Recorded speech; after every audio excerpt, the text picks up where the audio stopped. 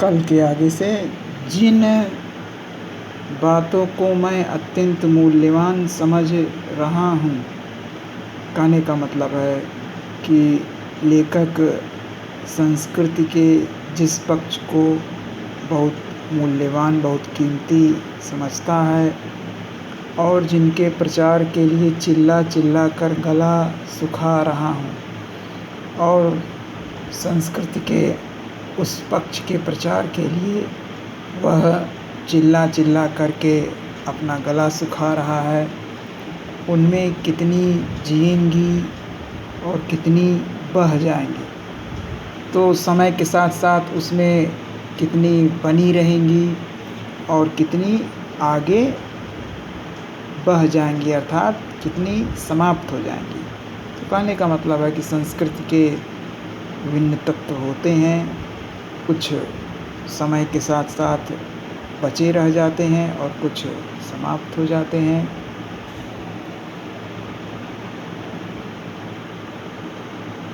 कौन जानता है मैं क्या शौक से उदास हुआ हूँ।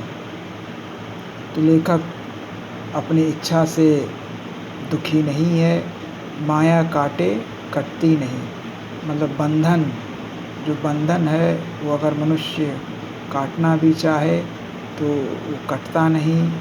कहने का मतलब संसार के कुछ चीज़ों के प्रति एक मोह हो जाता है, तो लेखक का मोह अशोक के वृक्ष और उसके फूलों के प्रति है, और उसका महत्व वर्तमान में नहीं है, समाप्त हो गया है, तो इसलिए वो दुखी है।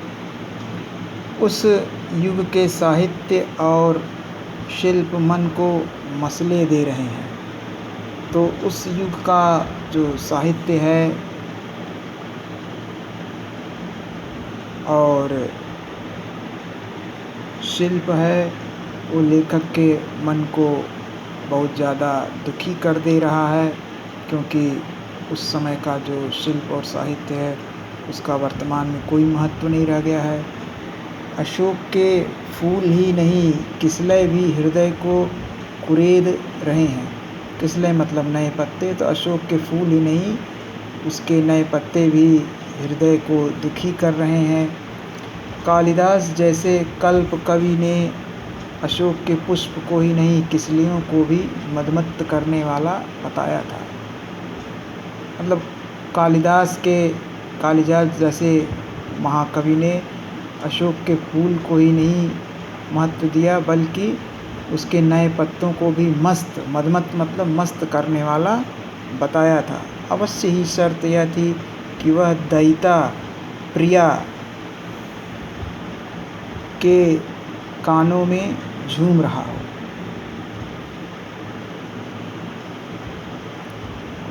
शर्त यह थी कि वो प्रेमिका के कानों में झूम रहा हो। किसलय प्रसोवपि विलासिनां मदयिता दयिता श्रवणार्पितः। किसलय मतलब नया पत्ता, प्रसवोवपि मतलब कर देना, उत्पन्न कर देना, विलासिना मतलब सुंदर, मदयिता मतलब मस्त कर देना, दयिता मतलब प्रेमिका, श्रवणार्पिता मतलब कानों से लगा हुआ।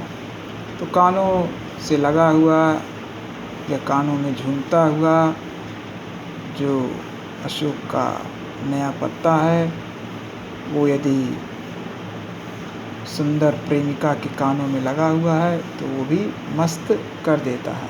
तो सुंदर प्रेमिका या सुंदर प्रिया के कानों में झूलता हुआ किसलय भी मस्त कर देता है।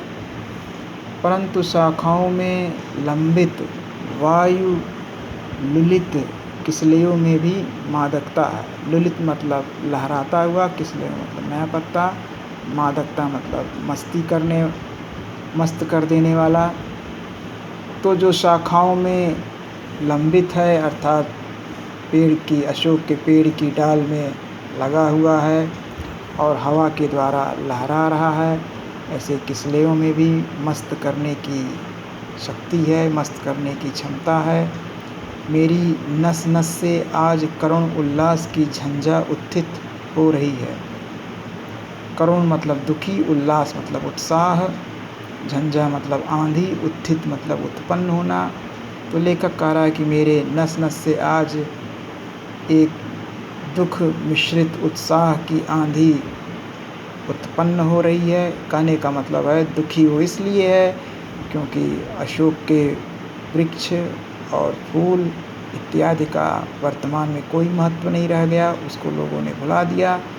और उत्साह इसलिए कि जब वो अशोक के पेड़ को देखता है, उसके फूलों को देखता है, उसके नए पत्तों को देखता है, तो वो बहुत प्रसन्न हो जाता है। तो इस प्रकार से उसके मन में एक दुख मिश्रित प्रसन्नता का भाव उत्पन्न हो रहा है। मैं सचमुच उदास हूँ। तो कोई ये ना समझे कि लेखक प्रसन्न है, तो वो ये कह रहा है कि मैं वास्तव में उदास हूँ। और मैंने पहले ही बताया ये उदासी इसलिए है कि वर्तमान में अशोक के पेड़ और फूल का महत्व नहीं रह गया है।